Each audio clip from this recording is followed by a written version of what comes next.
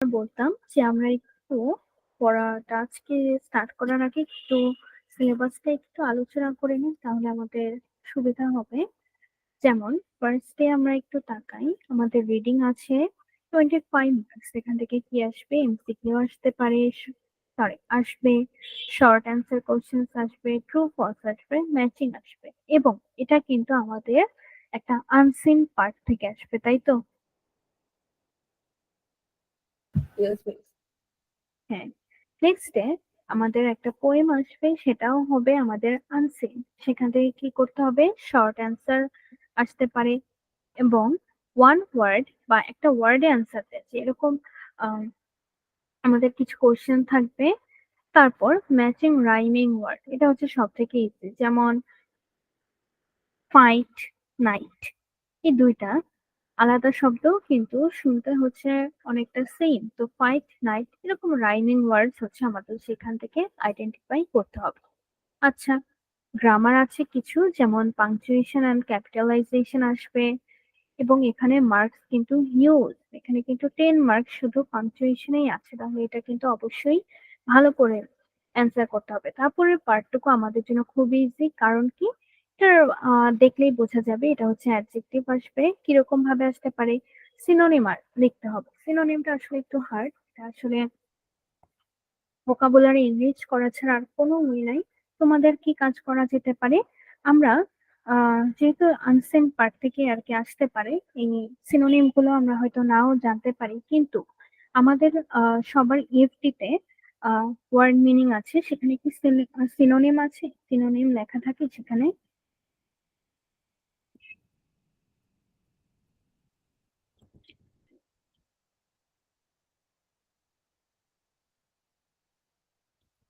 আচ্ছা, যদি সেখানে থাকে তাহলে আর কি ভালো। সিনোনিমটা হচ্ছে আমাদের একটু। মিস সবার শেষে আছে। আচ্ছা, হ্যাঁ। তাহলে আমরা কি করতে পারি? প্রতিদিন একটু একটু করে সিনোনিম গুলো একটু পড়তে পারি, কারণ এমন কোনো কঠিন ওয়ার্ড আসবে না যেগুলো আমরা পারবো না, ওইখানের মধ্য থেকে আসবে। দেখবা এটা আসে নাই তো ওটা আসবে, এরকম। তো একটু ট্রাই করবো প্রতিদিন একটু অল্প অল্প করে হলেও পড়ার। নেক্সট ডে রাইটিং সেন্টেন্স আসবে, অ্যাডজেক্টিভ দিয়ে। অ্যাডজেক্টিভ ইউজ করে হচ্ছে আমার একটা লিখতে হবে সেন্টেন্স। আচ্ছা, ঠিক আছে। তারপর আইডেন্টিফাই করতে হবে ওই অ্যাডজেক্টিভটা, এবং সেটা কোন নাউনকে মডিফাই করছে। করেসপন্ডিং নাউন এখানে বোঝাচ্ছে যে কোন নাউনকে মডিফাই করছে। যেমন কি বোঝাচ্ছে আসলে এখানে মডিফাই দিয়ে? কারণ আমি বললাম, সরি, গ্লিটারি, গ্লিটারি নেকলেস। কেউ কি বলতে পারবে এখানে অ্যাডজেক্টিভ কোনটা এবং নাউন কোনটা? Miss glittery miss adjective or necklace noun. আর নেকলেস হলো নাও। Very good. এখানে হচ্ছে গ্লিটারি হচ্ছে একটা অ্যাডজেক্টিভ, এবং এটা এই নাউনটাকে মডিফাই করছে, বা নাউনটা এটার উপর নির্ভরশীল। তাহলে আমার অ্যাডজেক্টিভটা তো আইডেন্টিফাই করতেই হবে, সাথে নাউনটাও আইডেন্টিফাই করতে হবে। এটাই হচ্ছে আমাদের কাজ। তো এটা মোটামুটি ইজি আছে। আচ্ছা, সরি, কোথায় ছিল? লাস্টে যেটা, সেটা হচ্ছে ইউজ অফ মোডালস। খুবই ইন্টারেস্টিং একটা টপিক। কিন্তু তোমাদের যেটা দেখলাম যে তোমাদের রাইটিং এ কিন্তু অনেকগুলো মার্ক আছে, যেমন রাইটিং লেটার আসতে পারে, ইমেল আসতে পারে, অথবা টেক্সট মেসেজেস আসতে পারে। এখনকার জেনারেশনের সাথে সবগুলোই মিল আছে। ইমেল, টেক্সট তো খুবই কমন, লেটার একটু আনকমন, বাট সমস্যা নেই। তো প্রতিটার মার্ক কিন্তু 12 করে, এটা খুব ইম্পর্টেন্ট। স্টোরিজ আসতে পারে, রাইটিং স্টোরিজ, এটার মার্ক 15, খুবই হিউজ মার্ক এখানে। এবং লাস্টে আছে রাইটিং ডায়ালগ বা কনভারসেশন, এটা হচ্ছে 8। তো এটা মোটামুটি নর্মাল। রাইটিং স্টোরিজটা হচ্ছে খুব ভালো মার্ক ক্যারি করছে, এবং রাইটিং পার্টটা আসলে পুরো রাইটিং পার্টটাই খুব ভালো একটা মার্ক ক্যারি করে, 35 মার্কস আছে এখানে। গ্রামার আইটেমের মধ্যে পাংচুয়েশনটা খুব বেশি ইম্পর্টেন্ট আমাদের জন্য। মোডালসটা মোটামুটি ইজি। অ্যান্ড মাঝে যে পার্টটা অ্যাডজেক্টিভ এবং নাউন, এটা আমরা কি করবো, একদিনে এটা স্টার্ট করবো এবং একদিনে এটা কমপ্লিট হয়ে যাবে, এরকম।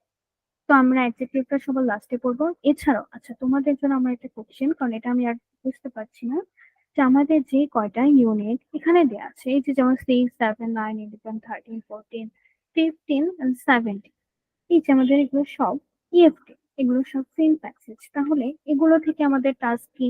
এটা কি আমরা কেউ বলতে পারবো?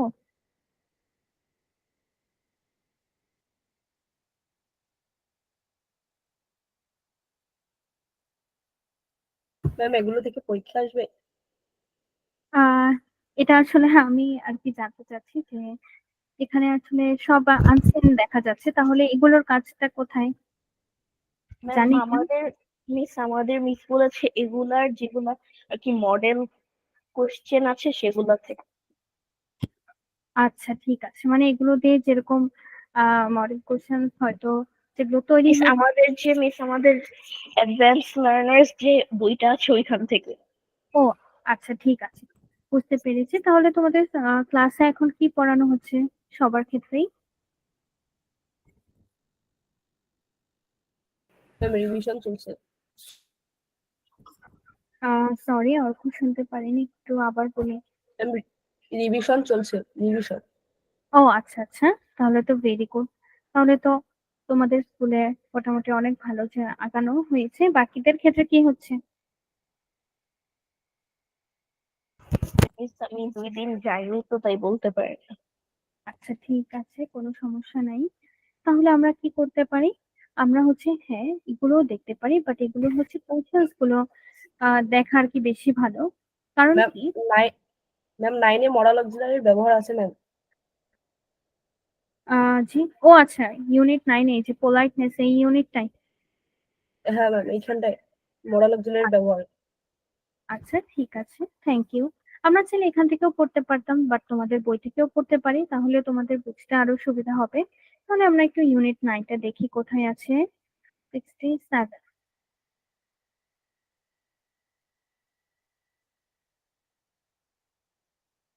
ওকে, এটা শুরুই হয়েছে পোলাইটনেস, এটা নাম আমাদের ইউনিট 9। সবাই একটু মনোযোগ দিই। ফার্স্টে কি বলেছে? In groups talk about a situation where you asked for for help from your teacher, friend or senior. আচ্ছা, then write down a few sentences which contain can, would, may, must, have to, might, should and other like them. আচ্ছা, খুব ভালো। এই কাজটা তোমরা তোমরা করবে আমাকে। আমি তোমাদেরকে বলি যে বলেছি যে এখন এমন একটা চিন্তা করো যে তুমি হচ্ছে কারো থেকে হেল্প নিতে চাচ্ছ, তাহলে যেমন আহ বড় কারো এমন কিছু বা সিনিয়র কেউ, এরকম ধরো আমরা চিন্তা করতে পারি। সিনিয়রের ক্ষেত্রে আমরা যেভাবে হেল্প চাই, তো ফ্রেন্ডের কাছে আমরা ঠিক সেভাবে হেল্প চাই না। তো সিনিয়রের ক্ষেত্রে একরকম আমরা বলি, ফ্রেন্ডের ক্ষেত্রে একরকম, টিচারের ক্ষেত্রে একরকম। টিচার আর সিনিয়র অনেকটা কাইন্ড অফ সেম, আর ফ্রেন্ডের ক্ষেত্রে একরকম। তাহলে এখানে আমরা কি কি ওয়ার্ড ইউজ করি একটু, আমরা যারা মডাল এখনো বুঝছি, ধরো এই কয়দিনে আমরা যা যা গ্রামার পড়েছি এর মধ্যে কিন্তু ক্যান, কুড এগুলো আমাদের চলে এসেছিল। তাও আমি আবারও বলছি, can, could, may, might, have to, should, এগুলো একটু ভালো করে মনে রাখি, কারণ এগুলো কি, এগুলো হচ্ছে আমাদের মোডাল অক্সিলারি, যেগুলো কি করে কিছু এক্সট্রা ইনফরমেশন দেয় আমাদের। যে কোনো সেন্টেন্সে মেইন ভার্ব থাকে, এটার পরও কিছু এক্সট্রা ইনফরমেশন শেয়ার করার জন্য আমাদের মোডাল অক্সিলারি গুলো ইউজ হয়। যেমন আমরা নেক্সট একটু যাই, আমাদের একটা কনভারসেশন আছে। আচ্ছা, এখান থেকে একটা জিনিস দেখার, সেটা হচ্ছে দেখো এখানে যেরকম আমরা কি দেখতে পাচ্ছি, এই যে একটা পেয়ার স্টুডেন্ট টিচার, একটা পেয়ার স্টুডেন্ট টিচার, আরেকটা পেয়ার, মানে কথা বলার। ধরো স্টুডেন্ট একটা কথা বলছে, টিচার একটা কথা বলছে, আবার স্টুডেন্ট একটা কথা বলছে, টিচার একটা কথা বলছে। আমরা যখন তোমাদের রাইটিং পার্টের ডায়ালগ এটা লিখবো, তখন আমরা কি করি? এরকম ধরো মিনা রিনা দুইজন মেয়ের কথা বললো যে তাদের আজকে রিসেন্ট ফ্লাড, ধরো রিসেন্ট যে বন্যাটা হলো এটা নিয়ে একটা কথোপকথন লেখো বা ডায়ালগ। তখন আমরা কি করি? ফার্স্টে রিনা লিখি, তারপর মিনা লিখি, আবার রিনা লিখি, আবার মিনা লিখি। এই সিরিয়াল কিন্তু ব্রেক করা যাবে না, এভাবেই লিখতে হবে। এমন করা যাবে না যে রিনা যে একজন, সে একবারে 5-6টা কথা বলে যাচ্ছে, এরপর মিনা একটা কথা বলছে, এরকম হবে না। সবাই রিপ্লাই দিবে, অ্যান্সার করবে, কোশ্চেন করবে, এরকম। হয় রিনা বলবে, তারপর মিনা, আবার রিনা, আবার মিনা, এরকম। তাহলে এটা দেখে আমরা একটা আইডিয়া নিতে পারি, এখানে যেমন স্টুডেন্ট একটা কথা বলছে, টিচার বলছে, আবার স্টুডেন্ট, আবার টিচার, এরকম। তাহলে আমরা কি করি? যে একটা স্টুডেন্ট এখন একটা টিচারের থেকে একটু হেল্প চাইছে, তাহলে আমরা একটু কনভারসেশনটা পড়ি। কি লিখেছে? May I come in sir? Yes please. Sir, I didn't understand this topic. Could you please explain this again? Sir, sure I will, but before I explain, you should read chapter 2 from this book. I don't have this book. Can I please borrow your book? Sure, but return it to me in 2 days. Read attentively or you'll fail to understand the topic. Student বলেছে I will sir, thank you so much, welcome. এখানে আমরা অনেকগুলো model দেখতে পাবো, একটু highlight করার চেষ্টা করি। যেমন মে, তারপর would, তারপর উইল, তারপর শুড, আরো আছে অনেকগুলো, ক্যান, সরি ক্যান। এগুলো আমাদের একটু মনে রাখতে হবে যে কোনগুলো আমি মডাল বলছি। ক্যান, কুড, মে, মাইট, এগুলো কিন্তু আমাদের এক একটা মোডাল অক্সিলারি। এগুলো কি করে, এগুলো আমাদের দেখবা সেন্টেন্সে কোনো এক্সট্রা ইনফরমেশন দিতে হেল্প করে। যেমন আমি বললাম এক্সট্রা ইনফরমেশন কিভাবে দেয়, আমি যদি ধর একটা এক্সাম্পল দিই, I love two it cake. এবার আমি এই কথাটা বললাম, তারপর আমি একটা সেন্টেন্স লিখলাম, বাট আই ক্যান নট, আমি সংক্ষেপে লিখলাম but I can't make it. এই যে আমি একটা এক্সট্রা ইনফরমেশন যে আমি এটা বানাতে পারি না, এই সেন্টেন্সটা লেখার জন্য বা এই একটা এক্সট্রা ইনফরমেশন দেওয়ার জন্য আমি একটা ভার্বের হেল্প নিয়েছি, সেটা হচ্ছে মোডাল অক্সিলারি। একে তো অক্সিলারি হচ্ছে আমাদের হেল্পিং ভার্ব, এটা আমরা জেনে থাকবো যে অক্সিলারি যেমন এম, ইজ, আর, এগুলো সব হচ্ছে আমাদের হেল্প করে, তাই এগুলোকে বলে হেল্পিং ভার্ব। তো এর মধ্যে এক্সট্রা ইনফরমেশন শেয়ার করার ক্ষেত্রে যেগুলো হেল্প করে সেগুলোকে আমরা বলি মোডাল অক্সিলারি। যেমন ক্যান, ক্যান থেকে আর কি আমি নেগেটিভ করার জন্য লিখছি ক্যান নট, এটাই আর কি, আর কিছুই না। তাহলে নেক্সটে আমরা যাই, বলেছে এখন হচ্ছে read the note on the uses of modal verbs, now work in pairs and find out the mistakes in the following sentence and write the correct sentence। আচ্ছা ঠিক আছে, আমাদের এই নোটটা দিয়েছি, বলেছে বিনা সাবজেক্টের সাথে মোডাল ভার্বস এর পরিবর্তন হয় না। ভেরি গুড, এটা খুবই সুন্দর কথা। উই বা আই, এরকম সিঙ্গুলার বা প্লুরাল বা যে কোনো সাবজেক্টের ক্ষেত্রে মোডাল ভার্ব কিন্তু অলওয়েজ সেম থাকে। আই এর সাথেও যেমন ক্যান হয়, সেরকম তোমরা যেরকম অর্ঘ্য, রাহিল বা নাজিহা, তারপর হচ্ছে নরিন বা ফারিস্তা, সবার ক্ষেত্রেই কিন্তু সেম মোডাল ভার্ব ইউজ হবে। তারপর মোডাল ভার্বের পর কখনোই আমরা ভুলেও টু বসাবো না, ভেরি ইম্পর্টেন্ট এটা। তারপর বলেছে মোডাল ভার্বস এর পর নট ব্যবহৃত হয়। নট বলতে এই যে আমরা ক্যানের পর ডিরেক্ট নট বসাতে পারি, আমাদের আলাদা করে আর কিছু আনার দরকার নাই। তাহলে আমরা একটু দেখি উই ইউজ কখন কখন, এই ইউজটা আমাদের একটু দেখতে হবে। যখন আমরা অব্লিগেশন, কেউ কি এটার অর্থটা আমরা বলতে পারবো? এটার অর্থ কি, যে মাস্ট হ্যাভ টু, আমরা এগুলো কখন ইউজ করি? বলেছে ফর, আমাদের একটা সুন্দর ওয়ার্ড দিয়েছে ফর অব্লিগেশন, কেউ কি মিনিংটা বলতে পারবো?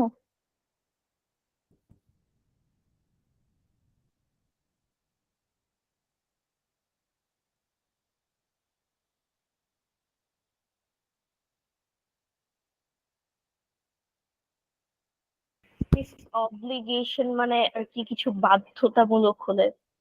ভেরি গুড, বাধ্য, বাধ্য, আর বা যেটা অবশ্যই করা দরকার, এরকম সাধারণত বোঝাতে আমরা এরকম বলে থাকি বা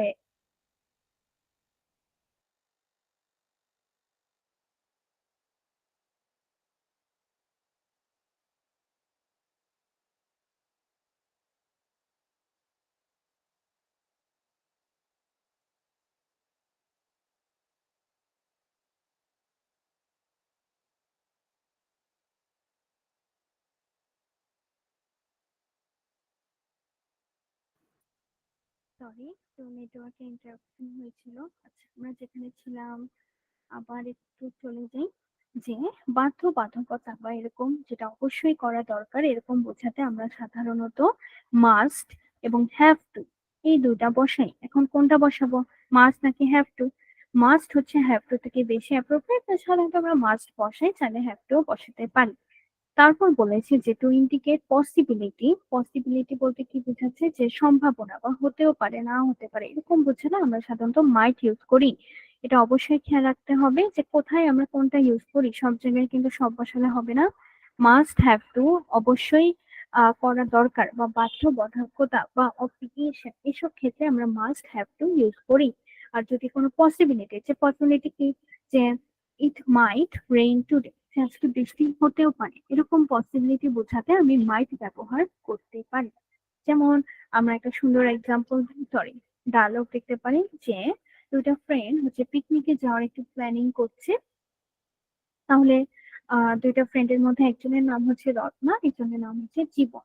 তো রত্না যে বলছে, hi Jibon, we are going on a picnic the next week, would you like to join us? বলেছে তুমি কি আমাদের সাথে যেতে চাও? তো জীবন বলেছে, I love to join you but I must take permission from my parents. বলেছে হ্যাঁ অবশ্যই আমি তোমাদের সাথে যেতে চাই, কিন্তু অবশ্যই আমার হচ্ছে প্যারেন্টসদের থেকে পারমিশন নিতে হবে। এই যে অবশ্যই, এটা কিন্তু আমরা পারমিশন ছাড়া যেহেতু আহ কোথাও যেতে পারি না, তো এই কারণে অবশ্যই বাধ্যবাধকতা বলতে এখানে মাস্ট অ্যাড হয়েছে।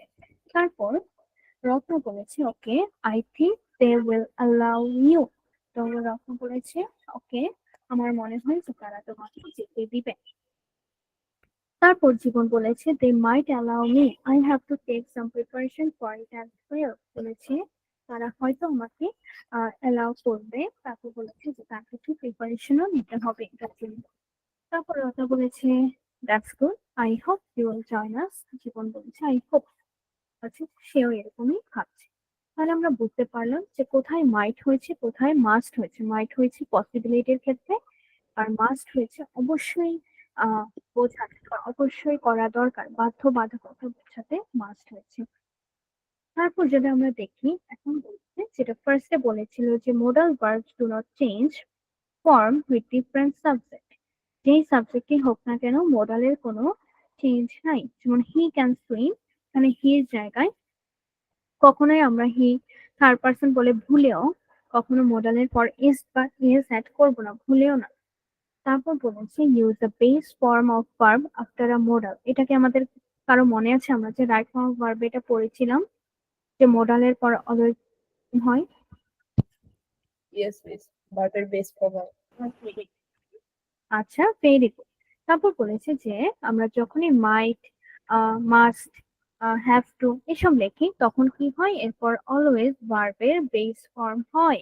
এখন মাইটের পর টু লেখা যাবে না, হ্যাভ টু এটা নিজে একটা মোডাল, তাই ওই ক্ষেত্রে টুটা লেখা পসিবল আর কি, বাট মোডালের পর আমার আর কোনো কিছু অ্যাড করার দরকার নাই। তারপর বলেছে not is used after modal verb. যেমন নট ইজ, মানে এখানে কি বোঝাচ্ছে যে তুমি চাইলে মোডালের পর শুড নট এভাবে লিখতে পারো, কিন্তু তোমার আলাদা করে don't, did not, are not, am not, was not এসব আনার কোনো দরকার নাই। তো এটা যদি আমরা বুঝে থাকি এটা ভেরি গুড, এটা অবশ্যই মাথায় রাখতে হবে। তারপর এখানে আমাদের কিছু ভুল দেওয়া আছে, আমাদের এগুলো একটু কারেক্ট করতে হবে। এটা খুব easy, I don't can do the exercise. কে বলতে পারবে এটা কারেক্ট অ্যান্সার কি? I can do this exercise. I can't do the exercise.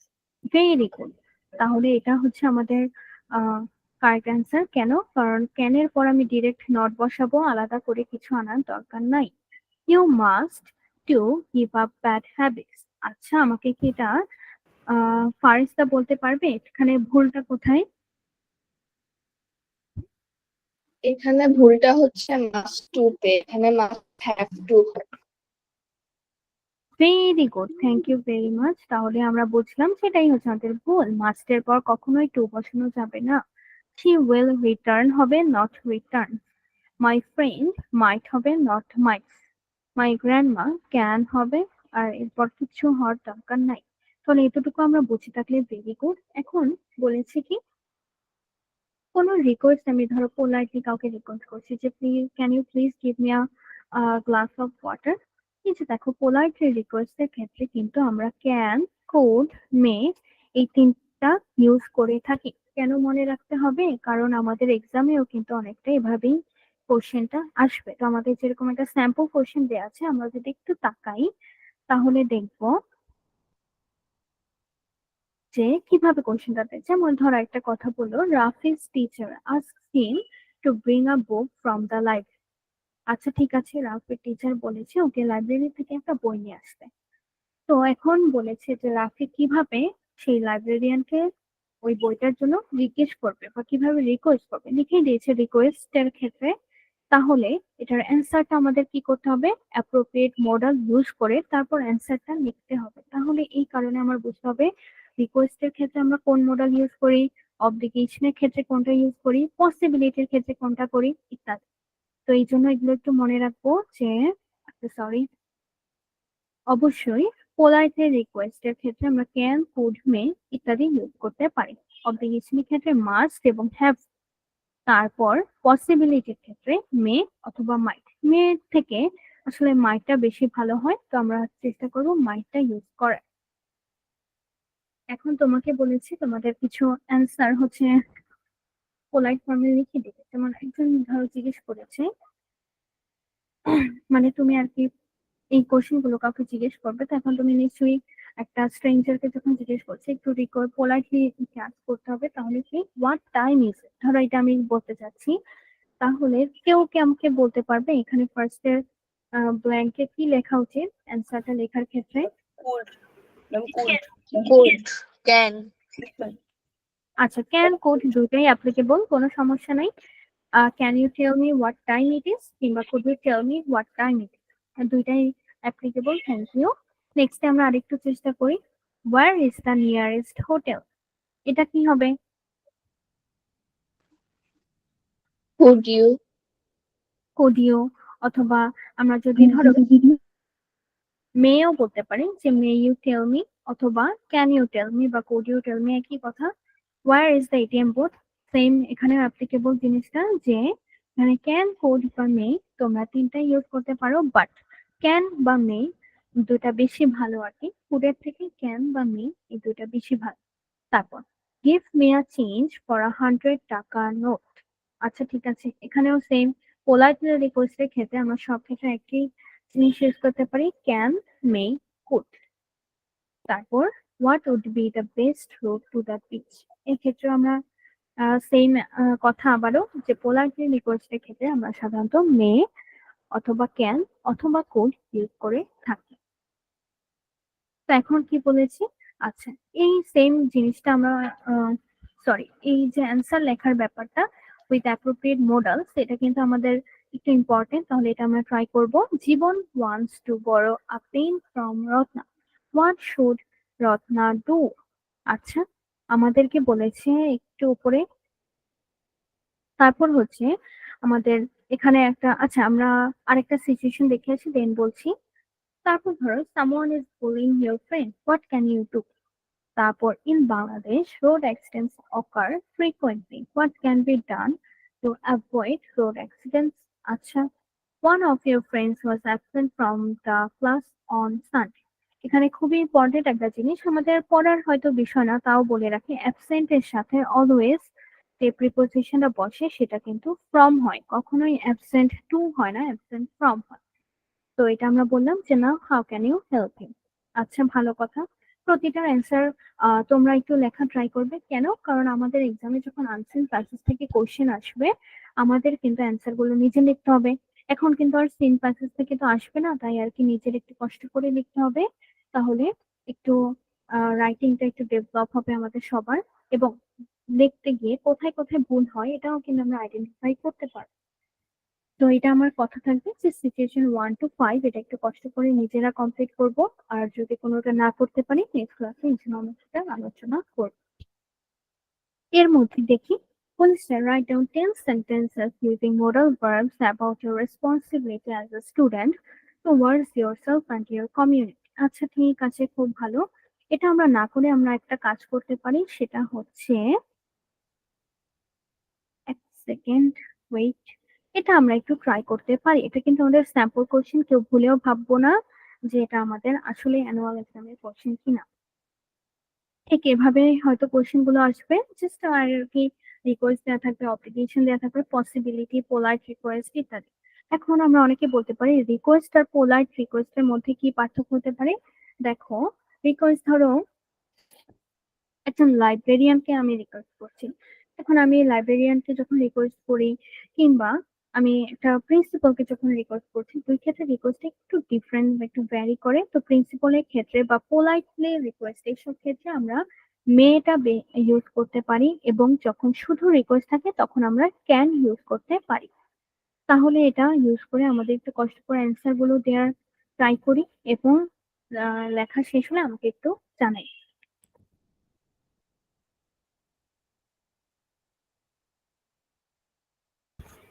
আবার কোনগুলো? 6 এর A, B, C, D, E, এই 5 জাস্ট অ্যান্সার গুলো লিখে আমাকে জান।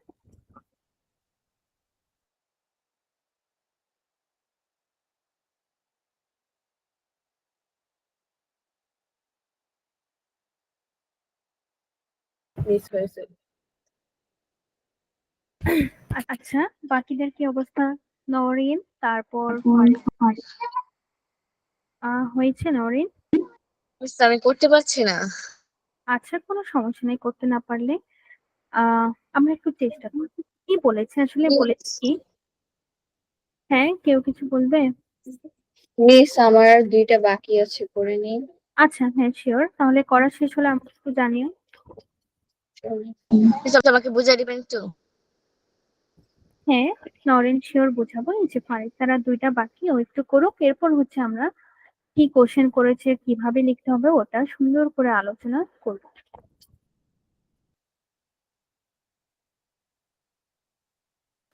মিস হয়ে গিয়েছে। আচ্ছা, ভেরি গুড। তাহলে চলো আমরা এখন একটু আলোচনা করি কি কোশ্চেন ছিল আর কি অ্যান্সার হওয়া উচিত হয়েছে, লিখেছে এইসব। আচ্ছা, ফার্স্টেই বলি, লিখেছে কি যে read the given context carefully and answer the questions using appropriate modals. এখানে কি করবে, তোমাদের বিভিন্ন সিচুয়েশন দিয়ে দিয়েছে যে ধরো তুমি আজকে তোমার টিচার বলেছে কি যে এই নরিন, যাও তুমি তোমার লাইব্রেরিতে যাও, অমুক বইটা নিয়ে আসো। তো এখন তোমাকে প্রশ্ন কি করেছে যে তুমি কিভাবে লাইব্রেরিয়ানকে জিজ্ঞেস করবে বইটা তোমাকে দেওয়ার জন্য। এই যে তারপর ব্রেকেটে কি লিখেছে, রিকোয়েস্ট। যেমন আমরা ধরো সে আমাদের থেকে সিনিয়র যে লাইব্রেরিয়ান, তো একজন বড় কাউকে রিকোয়েস্টের ক্ষেত্রে আমরা কিভাবে অ্যান্সারটা লেখা উচিত। এখন অ্যান্সারটা যে কিভাবে লিখবো এটাই কিন্তু আমাদের প্রশ্ন, বলেছে যে অ্যান্সারটা আমাদের নিজেদের লিখতে হবে এবং কি দিয়ে, অ্যাপ্রোপ্রিয়েট মোডাল দিয়ে। আমরা এতক্ষণ শিখেছি রিকোয়েস্টের ক্ষেত্রে আমরা কি ইউজ করি, মেনলি ক্যান, কুড অথবা মে। বাট বলেছি পোলাইট রিকোয়েস্ট, যেমন ধরো আরো ইম্পর্টেন্ট ব্যক্তি যেমন প্রিন্সিপাল, তাকে আমরা সবসময় মে এটা দিয়ে প্রশ্ন করি যে স্যার আমি কি এটা করতে পারবো কিনা, তখন আমরা এখানে মে লিখি যে আমি কি এটা করতে পারবো কিনা, অনুমতি চাওয়ার ক্ষেত্রে বা রিকোয়েস্টের ক্ষেত্রে। তো এরকম নর্মাল রিকোয়েস্টের ক্ষেত্রে আমরা ক্যান ইউজ করতে পারি। এখন অ্যান্সারটা কিন্তু আমাদের লিখতে হবে। তাহলে অ্যান্সারটা কিভাবে সাজানো যায়, যে হ্যাঁ আমি তাকে জিজ্ঞেস করবো যে can you please give me the book, এভাবে সুন্দর করে লিখতে পারি। আমাকে কে বলবে, অর্ঘ্য বলো কি লিখেছি অ্যান্সার? আমি লিখেছি স্যার আদাব, could we arrange a volunteer. Sorry, কি লিখেছি? আমি লিখেছি স্যার আদাব, could we hmm hmm, arrange a volunteer. আচ্ছা, এখানে কি এই যে বুকের কথা বলেছি না, তুমি কি বুকের স্পেসিফিক্যালি একটা নাম দিয়ে দিয়েছো? ও মিস আমি ডি নাম্বারটা বলেছি। আচ্ছা ঠিক আছে, তাহলে কষ্ট করে একটু এই নাম্বারটা বলি। এই নাম্বারটা লিখছিলাম, good morning sir, may I borrow book from the library. Very good, very good. তাহলে আমরা কি করতে পারি, আচ্ছা একটা ওয়েট, এখানে আমরা একটা ব্ল্যাঙ্ক পেজ অ্যাড করি, তাহলে আমরা এখানে পাশাপাশি হচ্ছে অ্যান্সারটা লিখি, তাহলে তোমাদের বুঝতে আর কি একটু সুবিধা হবে। তো ফার্স্ট এর এ নাম্বারে আমরা কি অ্যান্সার লিখতে পারি যে, আচ্ছা হ্যাঁ সুন্দর করে অর্ঘ্য লিখেছে যে গুড মর্নিং দিতে পারি আমরা স্যার, যেহেতু একজন বড় কারোর সাথে কথা বলছি, তাহলে স্টার্টই করতে পারি গুড মর্নিং স্যার, দেন বলতে পারি যে I borrow the book from the library. এখানে তোমার বুকের ভাবা লাগবে না যে কোন বইটা নিব। অনেকে কি করে এখানে চাইলে ধরো তুমি বানিয়ে বানিয়ে একটা বুকের নামও লিখে দিতে পারো, এরকম হয়তো এটা আমাদের জন্য একটু প্রবলেম হতে পারে, দরকার নেই। তো এটা আমরা লিখতে পারি ফার্স্টে গুড মর্নিং স্যার,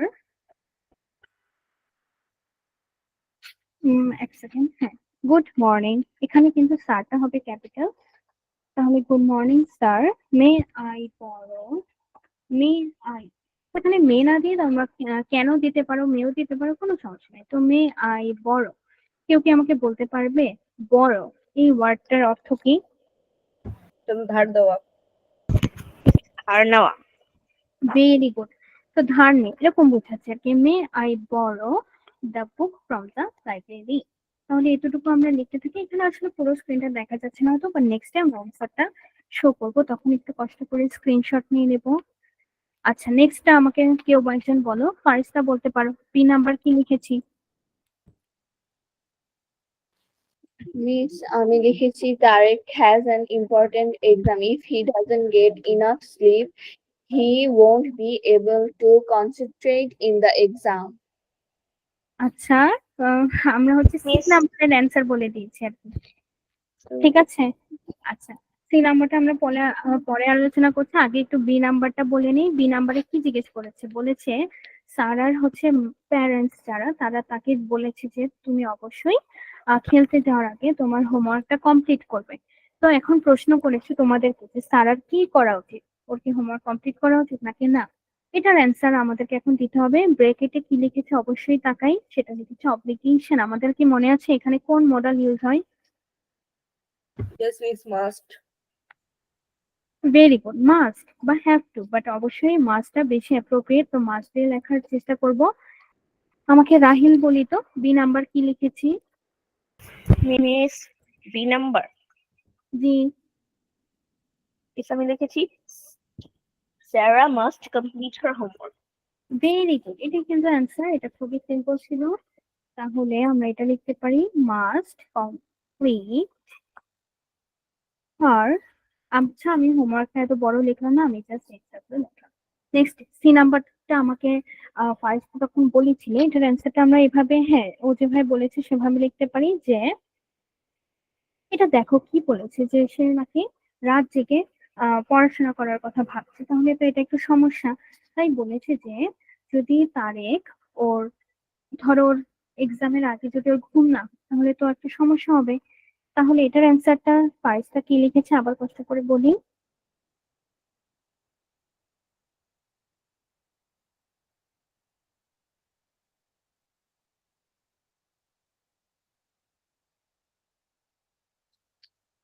মিস আমি লিখেছি হচ্ছে if Tarek has an important exam, if he doesn't get enough sleep he won't be able to concentrate in the exam.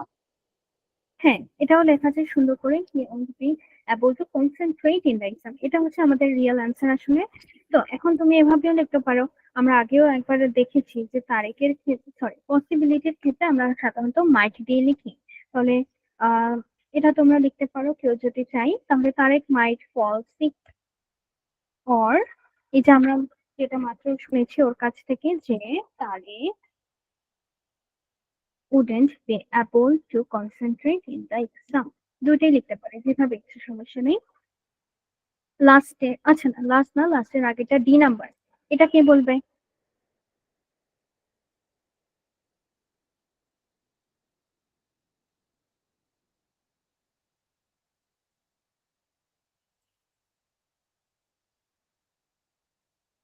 তাহলে আমরা পাঁচজনে সে একজনকে একটা করে ধরেন।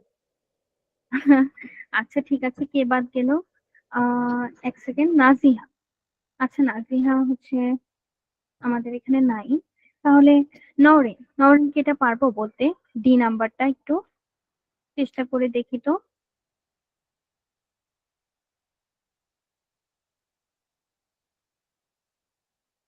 যেটা পারবো কিনা। The principal needs a volunteer to help organise an event at school. তো প্রিন্সিপালের হচ্ছে কিছু ভলান্টিয়ার, বা যেটাকে আমরা বাঙালি স্বেচ্ছাসেবক, ভলান্টিয়ার দরকার একটা অনুষ্ঠান হচ্ছে ক্রিয়েট অর্গানাইজ করার জন্য স্কুলে। তো বলেছে how should the principal ask the students for help, সে হচ্ছে, বা আমাদের স্কুলের প্রিন্সিপাল হচ্ছে এখন স্টুডেন্টদেরকে আস্ক করবে যে কে কে ভলান্টিয়ার হতে চাও হেল্প করার জন্য। এটা সুন্দর একটা অ্যান্সার কি হতে পারে? Sir Radha, could we arrange a volunteer? G, could we. Arrange a volunteer. আচ্ছা, হ্যাঁ এভাবেও লিখতে পারি। আম, আরে আমি আরো আহ শুনি যে রাহিল কি লিখেছি এটার অ্যান্সারটা। মিস আমি লিখেছি can you students please help me. আচ্ছা, হ্যাঁ, এখন দেখো এটা কিন্তু স্যার যে বা প্রিন্সিপাল যে, উনি কিন্তু স্টুডেন্টদেরকে হচ্ছে আস্ক করছে স্টুডেন্টসদেরকে যে তোমরা কি হেল্প করবে কিনা বা এরকম কিছু। তো প্রিন্সিপাল যখন স্টুডেন্টসদেরকে আস্ক করবে, সে কিন্তু আর মেয়ে বলবে না বা ধরো ক্যান বলবে হাইস্ট, নট কুল, নট মে। তো সে যখন বলবে তো কি বলবে যে may you help me for to organize an event at school, বা may you interest in be volunteering to organize an event at school. তাহলে এখানে মেইন বিষয় কি ছিল, যে এখানে কিন্তু আমাদের এটা খেয়াল রাখতে হবে, এখানে প্রিন্সিপাল হচ্ছে স্টুডেন্টদেরকে আস্ক করছে। যেমন একজন সিনিয়র ব্যক্তি একটা হচ্ছে আমাদের মতো ছোট ছোট মানুষদেরকে জিজ্ঞেস করছে, তাহলে এখানে আমরা মে না দিয়ে কি করতে পারি, ক্যান দিতে পারি। তাহলে ভেরি গুড দুইজনকে আমরা যারা অ্যান্সার করেছি। Last, the class monitor notices that the classroom is messy after a group activity. What should the students do? The obligation আছে, অবশ্যই এখানে আমরা মাস্ট ইউজ করব। তাহলে the students must clean the classroom after the group activity, এরকম হওয়া উচিত ছিল, তাই তো? Yes, miss. আচ্ছা, এতটুকু আমরা যদি বুঝে থাকি তাহলে ভেরি গুড। এই পার্টটুকু কিন্তু আমাদের জন্য মোটামুটি ইজি। এটা খুব, আমরা যেটা আজকে হুট করে পড়েছি হয়তো একটু হার্ড লাগতে পারে। আমাদের হার্ড কোথায় বা ভুল কোথায় হতে পারে, অ্যান্সারটা সাজিয়ে লেখার ক্ষেত্রে। কারণ এটা আসলে আমাদের জন্য একটু কঠিন হয়ে গেছে। কেন? কারণ হুট করে আমাদের একটা গ্রামার আইটেম অ্যাড করে দিয়েছে। এখন কোশ্চেনের অ্যান্সার যে কিভাবে লিখবো, এরপর কি ভার্ব দিব না সাবজেক্ট দিব, এগুলো কিন্তু আমরা আগে থেকে শিখে আসি। তো হুট করে তোমাদের গ্রামার আইটেম অ্যাড করায় আমাদের জন্য একটু প্রবলেম হতে পারে, বাট সমস্যা নেই, ইজি আছে। এটা আমরা ইনশাআল্লাহ প্র্যাকটিস করতে করতে আরো ভালো শিখবো। এখন আমাদের গ্রামার আইটেমে একটা ভাইটাল টপিক আছে, সেটা কিন্তু কোথায় গেল, সেটা হচ্ছে আমাদের পাংচুয়েশন এন্ড ক্যাপিটালাইজেশন। এটা খুবই ইম্পর্টেন্ট এবং খুবই ভাইটাল। তাহলে আমাদের কি কাজ করতে হবে, এটার মার্কস কত, এটার মার্কস হচ্ছে 10। একটা ভুল গেলেই 1 মার্ক কাটা। তো এটা দেখে মনে হয় যে এটা মনে হয় ইজি, কিন্তু আসলে এটা খুব হার্ড। এটা দেখে আসলে সবসময় বোঝাও যায় না যে কি এখানে কি কমা হবে নাকি সেমিকোলন হবে নাকি অ্যাপোস্ট্রফি হবে, এরকম। তাহলে কি করবো আমরা, এটা একটু কষ্ট করে দেখবো আজকে। অতটা কঠিন না, বাট আবার অতটা ইজিও না, এটা হচ্ছে সমস্যা। দেখে মনে হয় আর কি সহজ মোটামুটি, বাট যখন আমরা একটু প্র্যাকটিস করবো দেখো এখানে অনেকগুলো প্র্যাকটিস কোশ্চেন আছে, তো আমাদের জন্য ইজি হলো। বাট আমরা কি করব, আগে একটু রুলস গুলো দেখি। আমরা সবাই জানি পাংচুয়েশন এটা বলতে কি বোঝায়, পাংচুয়েশন কি আমরা জানি, পাংচুয়েশন কি মেইনলি? বিরাম চিহ্ন। ভেরি গুড, বিরাম চিহ্ন। তো আমরা বাংলায় এটাকে আমাদের টপিকটা আছে কিনা আমি ঠিক জানি না। তো বিরাম চিহ্ন ওখানে অনেকগুলো শেখানো হয়, ইংলিশে এটা আমরা শিখবো। এবং এটা মোটামুটি 6, 7, 8 সব ক্লাসে একটু একটু করে দেয়, কিন্তু তোমাদের যেহেতু গ্রামার আইটেম কম, তাই এটার মার্কটা কিন্তু বাড়িয়ে দিচ্ছে। এটা করেছি কি একবারে 10 মার্ক দিয়ে দিচ্ছে, এটা খুব বেশি। তো এখানে মার্ক হারানো যাবে না। বলেছে পাংচুয়েশন কি, সুন্দর করে একটা আহ আমাদের একটা সংজ্ঞা দিয়েছে। তো আমরা একটু দেখি, মনের ভাব ভাষাতে সুস্পষ্ট ভাবে ব্যক্ত করার জন্য সেন্টেন্সের মধ্যে বা শেষে বিশেষ কিছু চিহ্ন ব্যবহার করা হয়। চিহ্নগুলোকে আমরা বলি পাংচুয়েশন মার্ক। যেমন Mushfiq said Kohli is a fool. আচ্ছা ঠিক আছে, এই যে দেখো এখানে যে ধরো অমুক বলেছে সে হচ্ছে একটা বোকা, এই যে সেইডের পর যে একটা কমা হয়, তারপর যে উক্তিটা বলেছে এখানে যে অ্যাপোস্ট্রফি হয়, এগুলো আমাদের খেয়াল রাখতে হবে। প্রতিটার জন্য কিন্তু মার্ক আছে। তো বলেছে কি, the following are the marks or stops used in writing. তো কি কি ইউজ হয় আমরা একটু দেখি। ফুল স্টপ, আগের নামগুলো একটু দেখে নিই। কমা, তারপর সেমিকোলন, এর সাথে সিম্বলও কিন্তু আছে, একটু ভালো করে খেয়াল রাখবো। ফুল স্টপ কমা আমরা সবাই চিনি, তাই আর বললাম না। ফুল স্টপ হচ্ছে জাস্ট একটা ডট, কমা হচ্ছে একটা কমা, সেমিকোলন একটা ডট এবং এর নিচে হচ্ছে একটা কমা। আচ্ছা আমার তো ভালো হয়নি ঠিক। তারপর হচ্ছে কোলন, এরকম দুইটা ডট। তারপর হচ্ছে note of interrogation or question mark, যেটাই আমরা বলি ইন্টারোগেট করার ক্ষেত্রে যে মার্কটা ইউজ করি সেটা। তারপর হচ্ছে এক্সক্লেমেশনের ক্ষেত্রে একটা এরকম লম্বা দাগ, এরপর হচ্ছে একটা ডট। অ্যাপোস্ট্রফি এটা আমাদের খুব ইম্পর্টেন্ট মোটামুটি। তারপর ড্যাশ, তারপর hyphen, inverted comma or quotation marks, bracket, slash. তারপর হচ্ছে এটা আমরা সাধারণত স্টার বলে থাকি, বাট এটা নট সো ইম্পর্টেন্ট। আমরা এটাকে সুন্দর করে এভাবে দিতে পারি। তার কি আমাদের খুব একটা দরকার নেই। আচ্ছা, ক্যাপিটাল লেটারের একটা অংশ আছে, এটা আমাদের নট সো ইম্পর্টেন্ট। আমরা জানি কোথায় কোথায় ক্যাপিটাল লেটার হয়, একটা ভাষার ইংলিশ লেখার ক্ষেত্রে অবশ্যই ক্যাপিটাল লেটার হয় ইত্যাদি। তো ক্যাপিটাল লেটারের ক্ষেত্রে আমাদের পাংচুয়েশনটা বেশি ইম্পর্টেন্ট, তো আগে আমরা এটাই ফোকাস করছি। ফুল স্টপ কোথায় কোথায় হয় একটু দেখে নিই। তো full stop represents the greatest pause. Greatest pause বলতে ধর আমি বললাম আই লাভ মাই স্কুল, এটা আমি বলে কিছুক্ষণ থামলাম, তারপর আমি বললাম যে my school is located in Dhaka, এভাবে বললাম একটা মোটামুটি একটা আমি থেমেছি বা একটা পজ দিয়েছি। এসব ক্ষেত্রে আমরা ফুল স্টপ ইউজ করি। যেমন সম্পূর্ণ বিরতি বোঝাবার জন্য আমরা অ্যাসার্টিভ, ইম্পারেটিভ অথবা অপটেটিভে ব্যবহৃত করি। যেমন Shila is a good girl, come to the blackboard, may you live long. এক একটা এক এক সেন্টেন্স বাট বোঝাচ্ছে যে কোথায় কোথায় আমরা ফুল স্টপ দিব। তারপর বলেছে অ্যাব্রিভিয়েশন, অর্থাৎ কোনো ওয়ার্ডের সংক্ষিপ্ত রূপের পর আমরা কিন্তু ডট দিই, যেমন বিএসসি, তারপর এমএসসি, তারপর 300 বিসি। এটা এখানে বিসি বলতে বোঝায় বিফোর ক্রাইস্ট। বিএসসি এটা কি আমরা বলতে পারবো এটা দ্বারা কি বোঝায়?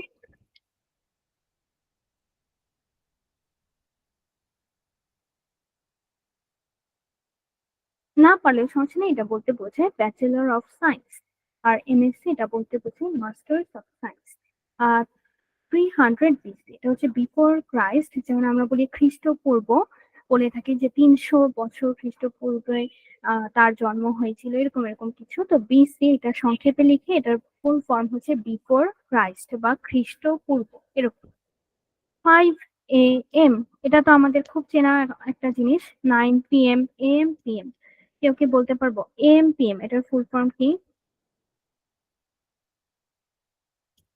এন্টিবেরিডিয়াম। Very good. আচ্ছা, যে কে বলেছি অ্যান্সারটা?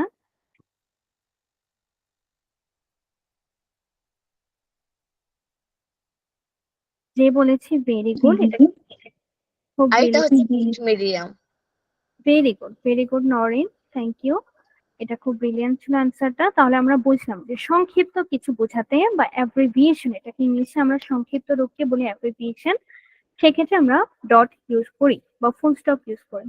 তো তারপর বলেছে নামের আদ্যক্ষরের পর, যেমন ধরো SM রুবেল ইত্যাদি, তো ছোট ছোট করে লিখেছে। এস দিয়ে ধরো সাইড, এম দিয়ে ধরো কিছু একটা এম দিয়ে আর কি নাম।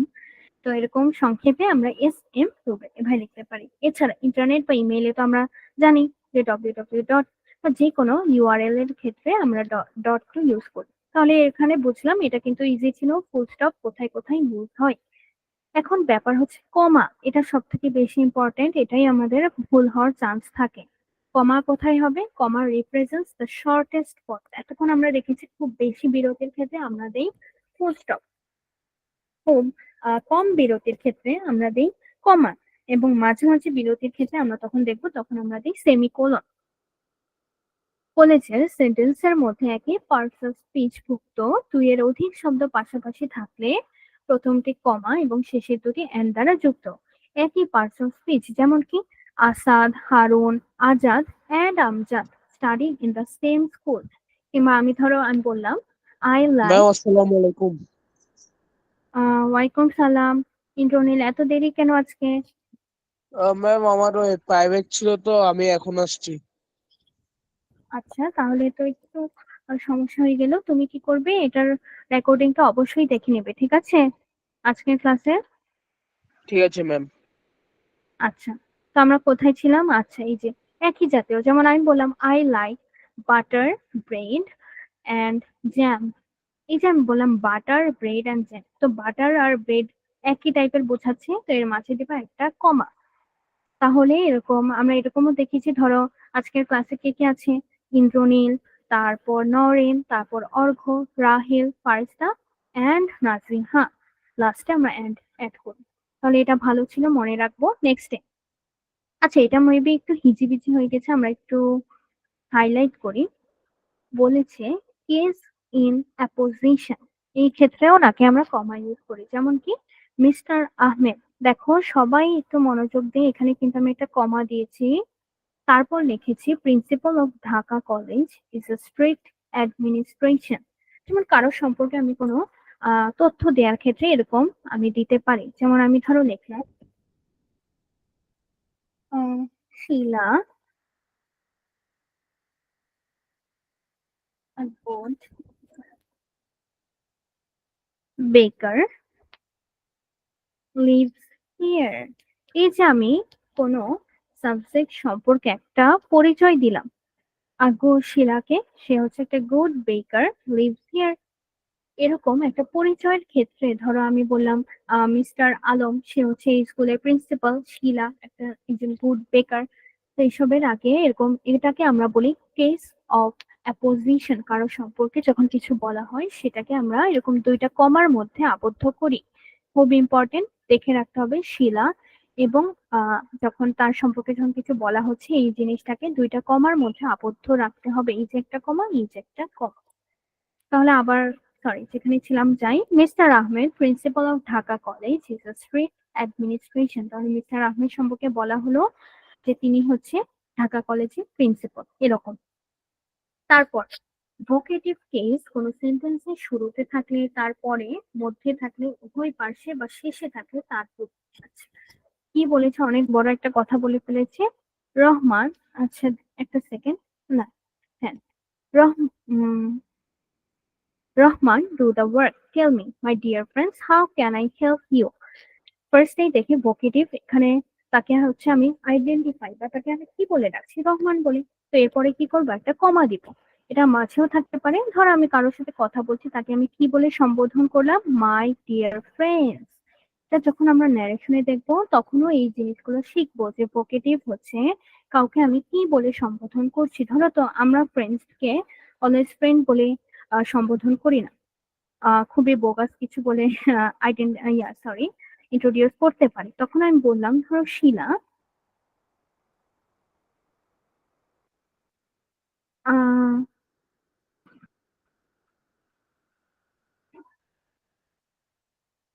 ধরো আমি এটা, Shila you are a great food.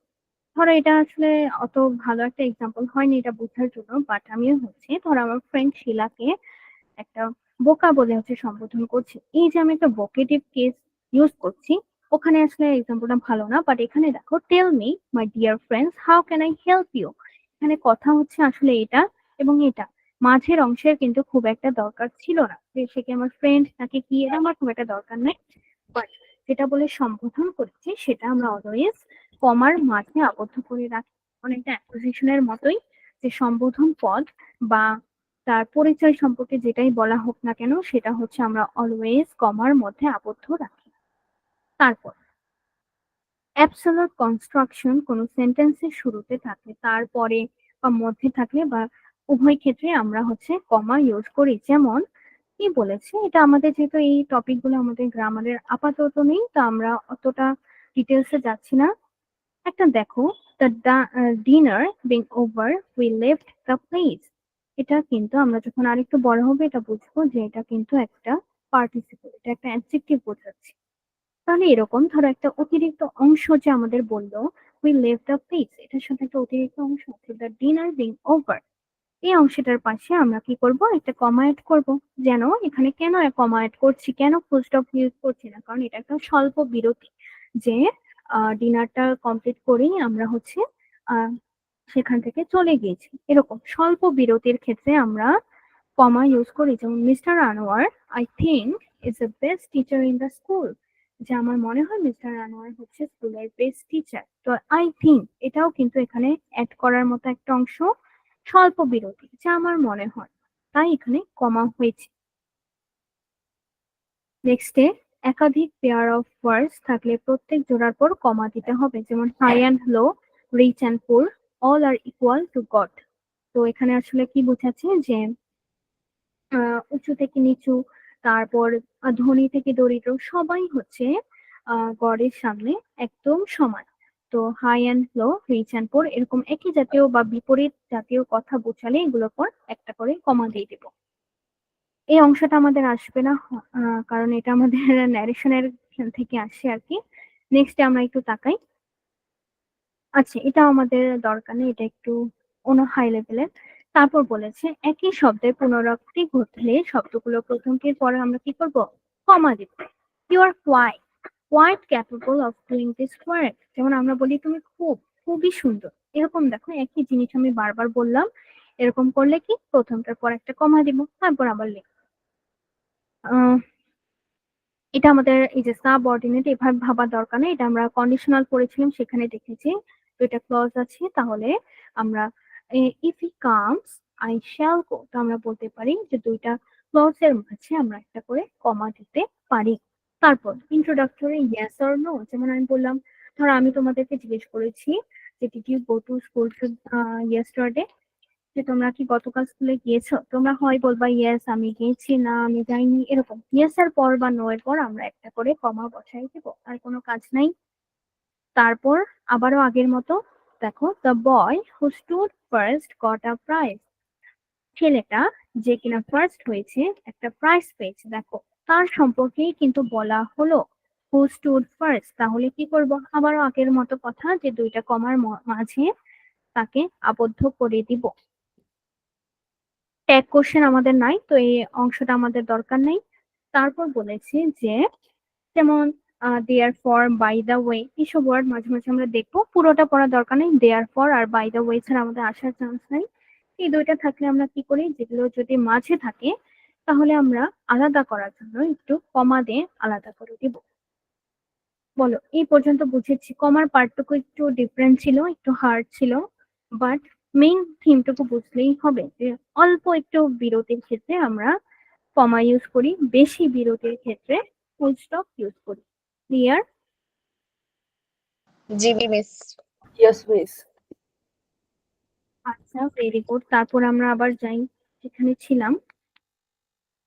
এরপর হচ্ছে আমাদের আসে সেমিকোলন।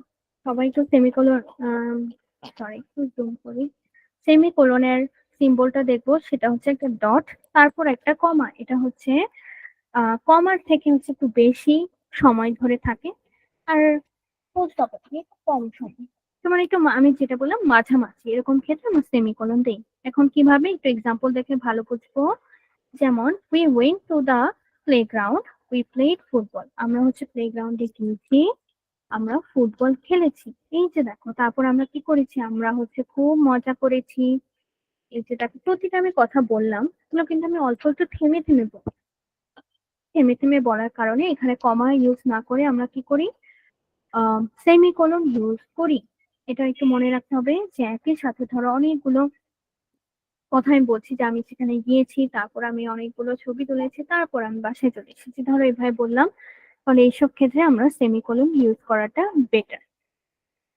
তারপর যদি তাকাই, বলেছে বিভিন্ন কনজাংশন আমরা দেখবো, এত কঠিন কঠিন কনজাংশন আমাদের আসবে না, ধরো এন্ড, বাট, অর, এসব মাঝে মাঝে আসতে পারে, এসবের আমরা পর আমরা কি করি, একটা সেমিকোলন দিয়ে দিই। যেমন ধরো যে he had all the qualifications yet he didn't get the job, যে তার সব কোয়ালিফিকেশন ছিল তবুও সে হচ্ছে চাকরিটি পায়নি। তো এই যে একটু থেমেছি, এই জন্য সেমিকোলন হয়েছে। আচ্ছা, একটা কথা আমাদেরকে আর কি বলা হয়েছিল যে এই যে আমরা যারা মুসলিম আছে তাদের তো এখন ঈশার নামাজের সময় হয়েছে আর কি, তো কেউ কি আমরা আহ যদি এখন ঈশার নামাজটার সাথে সাথে ধরো আজানের সাথে সাথে পড়ে ফেলা তো সব থেকে উত্তম। তো যারা পড়ে ফেলবো তাদের জন্য আমরা কি করব, একটা ছোট্ট ব্রেক দিব, এবং এটা ক্লাস কিন্তু শেষ হয়নি, তো নামাজ পড়ে অবশ্যই চলে আসতে হবে, তারপর হচ্ছে আমরা ক্লাসটা আবার কন্টিনিউ করব। ঠিক আছে? Okay miss. Okay. Class, sorry sorry, নামাজ শেষে অবশ্যই কিন্তু আসবো, চলে যাওয়া যাবে না, আবার ক্লাসে ফেরত আসতে হবে। আচ্ছা, কোথায় গেল, এই যে সেমিকোলন।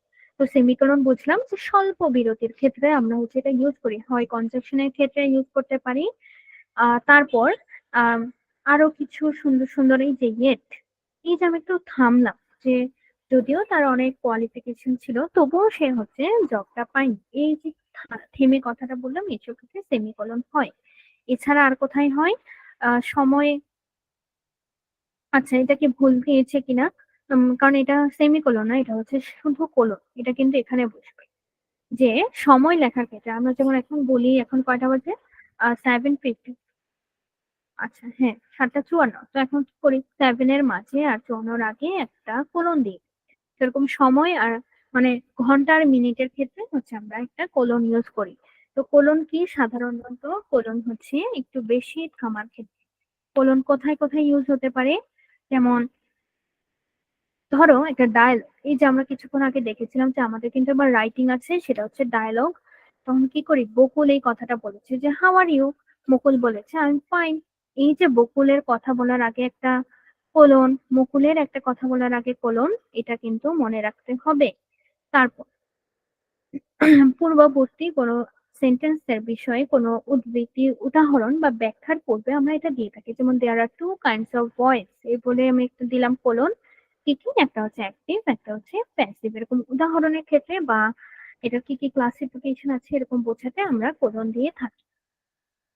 তারপর যেমন হিজ ভার্চুস আর অ্যাজ ফলো, তো কি কি তার ভার্চু গুলো কি কি, সিনসিয়ারিটি, পাংচুয়ালিটি আর ট্রুথফুলনেস।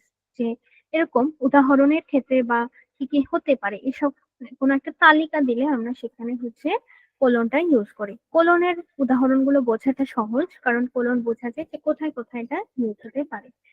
আবার কি বলেছে, দুটো বাক্যের মধ্যে যদি দ্বিতীয়টি প্রথমটির ব্যাখ্যামূলক হয় তখন আমরা একটু এই দুটাকে ডিভাইড করতে কোলন বসাই। যেমন কি, I know doctor Kasim very well, we lived together for a long time. আচ্ছা বলে রাখি যে এই জিনিসটা খুব একটা প্রচলিত না, এই যে I know doctor Kasim very well, তারপর বলেছি we live together for a long time, এখানে আসলে কোলন দেওয়ার থেকে একটা ফুল স্টপ দেওয়া কিন্তু বেশি অ্যাপ্রোপ্রিয়েট। তাহলে এই অংশটা আমরা আহ দেখবো না, কারণ এটা আমাদের সাধারণত প্রচলিত নিয়মের সাথে মিলে মিলে না। কোশ্চেন মার্ক কোথায় হয় সবাই জানি, প্রশ্নবোধকের ক্ষেত্রে। তাহলে কি, যেমন এই who are you, have you done the work, যেহেতু একটা প্রশ্ন করছে এই কারণে আমরা কি দিব, কোশ্চেন মার্ক দিব বা ইন্টারোগেশন সাইন দিতে পারি। তারপর বলেছি কিন্তু ইনডিরেক্ট কোশ্চেনের ক্ষেত্রে আমরা আর তখন দেই না। ইনডিরেক্ট কি, এটা ন্যারেশন থেকে বলেছে, এই কথাটা আমাদের না জানলেও হবে, এটা হচ্ছে জাস্ট অ্যান্সার দিয়ে দিয়েছে আর কি, তো এখানে তার হবে। ধরো এরপর বলেছি সন্দেহ প্রকাশ করতে, হিজ ফাদার ডাইড ইন 1990, তার বাবা কি 1990-তে মারা গিয়েছিল। এই যে সন্দেহ বা অবাক হয়ে আমি জিজ্ঞেস করলাম আসলেই তুমি জানতে না এটা, এরকম প্রকাশের ক্ষেত্রে আমরা কোশ্চেন মার্ক দিতে পারি। এছাড়াও আরেকটা জিনিস দেখার বিষয়, সেটা হচ্ছে অবাক হওয়া ক্ষেত্রে বা বিভিন্ন এক্সপ্রেশন বোঝে, এরকম বোঝালে যেমন আকস্মিক আনন্দ, দুঃখ, বিস্ময়, আবেগ, তীব্র ইচ্ছা, এসব করলে আমরা হচ্ছে এক্সক্লেমেশন মার্ক দিই, যেমন the man is no more. আচ্ছা এটা না আসলে এই যে আল্লাহ, সেটা দেখে আমরা বুঝি এটা হচ্ছে দুঃখ প্রকাশের একটা সাইন। যেমন ধরো আজকে আমি একটা ম্যাচ, সরি ক্রিকেট ম্যাচ জিতেছি, তো কি লিখবো, হুররে। এরপর কি দিব, এরপর দিব একটা exclamation sign, explanation. Very good. তারপর লিখবো I have won the match. এই যে হুররের পরোটা দিলাম, এটাই কিন্তু হচ্ছে আমাদের, এটা কোথায় কোথায় ইউজ হয় এটা বোঝার জন্য। তাহলে এভাবে আমরা লিখতে পারি। তারপর তারপর বলেছি যে the man is no more, আচ্ছা খুব স্যাড। তারপর হচ্ছে what a nice bird it is, যে কত সুন্দর এই পাখিটা, এই জন্য এটা দিয়েছে। এরকম অবাক হওয়ার ক্ষেত্রে আমরা এটা দিতে পারি। অ্যাপোস্ট্রফি কমা, এটার কথাই হবে, খুব ভালোভাবে বুঝি। পসেসিভ কেস বা কারো অধিকারে বোঝাতে কোনো ব্যক্তি বা বস্তুর ক্ষেত্রে আমরা কি করি, এরকম একটা কমা দিই, এরপর একটা এস লিখি। যেমন একটু এক্সাম্পল দেখি, যেমন this is room is desk, my friends brother Rina reads in a girls school. আচ্ছা মাই ফ্রেন্ড সিস্টার এখানে হলে ভালো হতো আর কি, my friend sister Rina reads in a girls school, এটা আর কি ঠিক আছে। তাহলে কি বলেছে, এরকম পসেসিভ যে আমার ফ্রেন্ডের এটা, বা এরকম কোনো একটা ব্যক্তির অধীনে, যে ফ্রেন্ডের বোন এভাবে, বা আমার ক্লাসমেটের ভাই, এভাবে বোঝালে আমরা সাধারণত এগুলোকে বলি পসেসিভ কেস। তো এইসব কেসে আমরা কি করি, যে আমি বললাম এটা আমার বোন, দিস ইজ, আচ্ছা এটাকে আমরা এভাবে লিখতে পারি যে দিস বিলংস টু মি। বা ধরো এটা আমি আজকে বললাম কি, এটা হচ্ছে আহ, রাহিলের বুক। তো তখন আমরা কি লিখবো, রাহিলের পর একটা উপরে একটা কমা দিব, এরপর লিখবো এস, তো দিস ইজ রাহিলস বুক, এভাবে। তারপর যেসব নাউনের প্লুরাল নাম্বার এস বা ইয়েস থাকে না সেক্ষেত্রে আমরা কি করি, এরকম উপরে একটা অ্যাপোস্ট্রফি দিয়ে তারপর হচ্ছে একটা এস দিয়ে, যেমন this is a children's garden. দেখো চিলড্রেন কিন্তু একটা প্লুরাল ফর্ম, কিন্তু এটা কিন্তু আমরা চিলড্রেন বললেই আসলে বুঝে যাই যে এটা অনেকগুলো বাচ্চাকে বোঝাচ্ছে, এটা আর আলাদা করে প্লুরাল লেখা লাগে না, এস বাই এস যোগ করা লাগে না। তো এইসব ক্ষেত্রে আমরা উপরে একটা অ্যাপোস্ট্রফি দিয়ে এরপর একটা এস লিখে ফেলি। এটা ভালো, এই এক্সাম্পলটা আমাদের দেখবা যে এটা অনেক জায়গায় কাজে লাগে, তো এটা একটু মনে রাখো। তারপর এটা বোঝাচ্ছে যে কি বোঝায়, যেমন হোয়াট, তারপর অ্যাপোস্ট্রফি এস থাকলে এটা বোঝায় হোয়াট ইজ। আই অ্যাম, এটাকে আমরা সংক্ষেপে লিখে আপ। ইউ আর, এটাকে লিখি হ্যাভেন্ট, হ্যাভ নট। তারপর একটা ইম্পর্টেন্ট আছে, অনারেবলকে অনেক সময় এভাবে লিখে থাকে। তারপর ড্যাশ, ড্যাশ আসলে এখন থেকে আমরা যেগুলো করবো এরকম একটা ইউজাররা আমরা কি করবো একটু এক্সাম্পলটা দেখবো। If I were a child again, let by God be by God. আচ্ছা এটা কি, ধরো if I were a child again, তারপর আকস্মিক, এটা আসলে বোঝাচ্ছে কি, আচ্ছা আমাকে কেউ বলতে পারবে এই অংশটার মিনিং কি? লেট বাইগন বি বাইগন,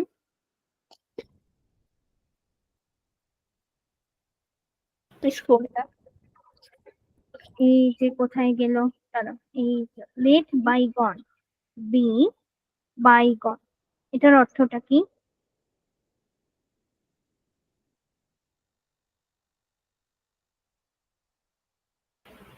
বলতে পারবে। আচ্ছা, এটা আসলে কি বোঝায় যে যা হয়েছে তা অতীতেই থাক। যেমন আমরা ধরো আজকে খুব রিগ্রেট করছি যে ইস, আমি যদি আগে আরো বেশি পরিশ্রম করতাম, আমি যদি আগে আরেকটু চেষ্টা করতাম তাহলে এটা হয়তো হতো বা এরকম কিছু। তো রিগ্রেট করতে করতে তখন কি হয়েছে, এসে বলবে কি লেট বাইগন বি বাইগন, যে আগে যেটা হয়েছে যা, এখন হচ্ছে ফিউচারে আমাদের কনসেন্ট্রেট করা উচিত, এরকম আর কি বোঝায়। আচ্ছা এই এক্সাম্পলটা আসলে ভালো হয়নি, ড্যাশ এটা কোথায় ইউজ হয় এটা বোঝানোর ক্ষেত্রে এটা আমরা খেয়াল না রাখি। তারপর বলেছি যে মানে অসংলগ্ন অংশ, এটা আসলে আমরা দেখবো না, যে অল দ্য মেন, তারপর কি বললো, both rich and poor will die. All the men, তারপর আবার বলেছে যে দরিদ্র এবং ধনী, শুধু দরিদ্র এবং ধনী পৃথিবীতে নাই, ধরো কেউ আছে লম্বা, কেউ আছে খাটো, কেউ আছে আহ ধরো কেউ আছে অতি দরিদ্র, কেউ আছে অতি ধনী, এরকম আর কি। তো একটু অসংলগ্ন কিছু বোঝাতে আমরা এটা ইউজ করতে পারি। তারপর বলেছে তাৎক্ষণিক বিরতি, এটা আসলে খুব একটা দেখা যায় না, তো এটা আমাদের মনে রাখার দরকার নাই। তারপর অনেকগুলো সাবজেক্ট বা কর্তাকে একসাথে গুছিয়ে নিতে আছে। অনেকগুলো সাবজেক্ট বা কর্তাকে গুছিয়ে নিতে কি, ধরো সবাইকে বোঝাচ্ছে, friends, companions, relatives, all deserted him, মানে সবাই এরকম বোঝাতে একটা ড্যাশ দিই, সেটা আসলে সবসময় দেখা যায় না ড্যাশের ব্যবহারটা, বাকিগুলো আমাদের দরকার নেই। হাইফেন আমরা একটু দেখি, এক্সাম্পলে বেশি দেখো ফাদার ইন ল, এসব ক্ষেত্রে আমরা দেখবো মাঝে একটা ছোট ছোট হাইফেন দিয়েছি। তারপর প্রিফিক্স, ধরো আমি অ্যাড করেছি প্রি ইউরোপিয়ান, এসব ক্ষেত্রে আমরা একটা হাইফেন দিতে পারি। কো অপারেশন, এটা তো আমরা সবাই মোটামুটি দেখেছি, তো এখানেও দেখবো যেখানে কিন্তু হাইফেন অ্যাড হয়েছে। তারপর 21 থেকে 99 পর্যন্ত কম্পাউন্ড নাম্বার গুলো আমরা লিখতে গেলে এভাবে লিখি, যেমন 25, 94, 59 এভাবে। তারপর এখন হচ্ছে এটা আমাদের সব থেকে ইম্পর্টেন্ট, একটু কষ্ট করে মনোযোগ দিই, এটা হচ্ছে ইনভার্টেড কমা বা কোটেশন মার্কস। কোন একটা উক্তির ক্ষেত্রে আমরা যে মার্কসটা ইউজ করি সেটা হচ্ছে কোটেশন মার্ক। তাহলে এটা ভালো করে খেয়াল রাখবো। বলেছে রিপোর্টেড স্পিচ, এটা কি আমাদের বোঝা লাগবে না, এটা হচ্ছে আমাদের ন্যারেশন থেকে বলেছে আর কি।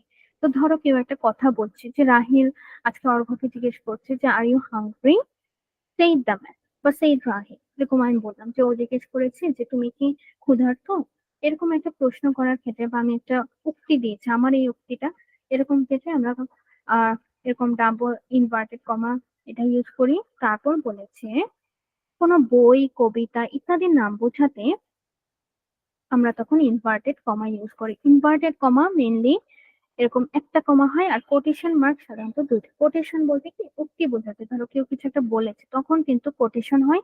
আর ইনভার্টেড যখন আমি এটার প্রতি স্পেশাল হাইলাইট করতে চাই যে সবাই দেখো Macbeth is written by Shakespeare, তো এই কারণে এটা একটা কমা হচ্ছে, এটাকে বলে ইনভার্টেড, আর সেটাকে উক্তি যেগুলো সেগুলো হচ্ছে কোটেশন। কোনো প্রভার্ব, ধরো আমি বললাম time and tide wait for none, এই যে এখানে কি, এখানে হবে ইনভার্টেড কমা অবশ্যই, সরি, কোটেশন মার্ক হবে অবশ্যই, কারণ এটা কিন্তু একটা প্রোভার্ব। তাহলে ব্রেকেট আমাদের খুব একটা দরকার নেই। স্ল্যাশ বা অবলিক কোথায় হয় এটা আমরা জানি, এবং স্টার মার্ক আসলে ইউজ হয় না। তাহলে আমাকে বলো, এই পর্যন্ত আমরা যা যা পড়েছি তাহলে কি বুঝতে পেরেছি কোথায় কোথায় কোনটার use? Yes, miss. Yes, miss. আচ্ছা, বুঝে থাকলে তো ভেরি গুড। আমরা এটা আসলে আজকে তোমাদের কি কাজ থাকবে, এটা আসলে ইকুয়ালিটি কম্পিটিশনের ক্লাস শেষে। তাহলে তোমরা কি করবে, জাস্ট পাংচুয়েশনের যে রুলস গুলো আমরা পড়েছি, যেগুলো পড়তে মানা করেছি ওগুলো পড়ার দরকার নেই, বাকি যা যা পড়েছি সেগুলো একটু পড়বেন। নেক্সট ক্লাসে আমরা একটু প্র্যাকটিস করবো। ক্লিয়ার? Yes, miss. ওকে, তাহলে আজকে আমাদের ক্লাসটা এই পর্যন্ত থাক। ইনশাআল্লাহ নেক্সট ক্লাসে দেখা হবে। আল্লাহ হাফেজ।